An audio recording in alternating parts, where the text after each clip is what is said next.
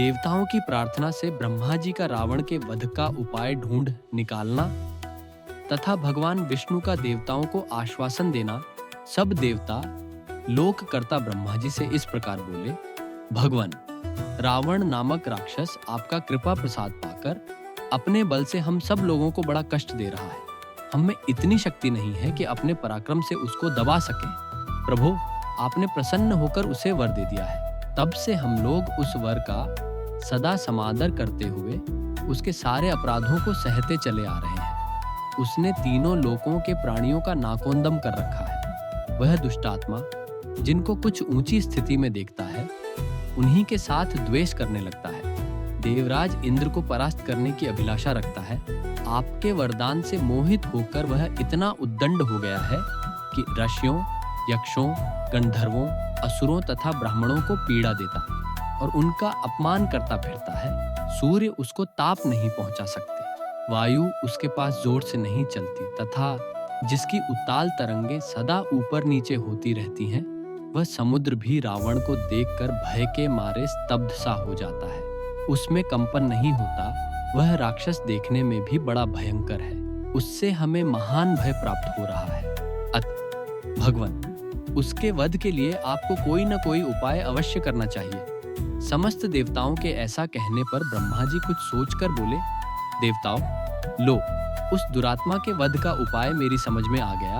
उसने वर मांगते समय यह बात कही थी कि मैं गंधर्व, यक्ष, देवता तथा राक्षसों के हाथ से न मारा जाऊं। मैंने भी तथास्तु कहकर उसकी प्रार्थना स्वीकार कर ली। मनुष्य को तो वह तुच्छ समझता था, इसलिए उनके प्रति अवहेलना होने के कारण उनसे अवध्य होने का वरदान नहीं मांगा। इसलिए अब मनुष्य के हाथ से ही उसका वध होगा। मनुष्य के सिवा दूसरा कोई उसकी मृत्यु का कारण नहीं है। ब्रह्मा जी की कही हुई यह पूरी बात सुनकर उस समय समस्त देवता और महर्षि बड़े प्रसन्न हुए। ब्रह्मा जी सभी देवताओं के साथ वैकुंठ धाम जगतपति भगवान विष्णु जी के पास गए। वैकुंठ धाम में विराजमान जगतपति भगवान विष्णु जी का स्वरूप अत्यंत दिव्य, शांत और अलौकिक है।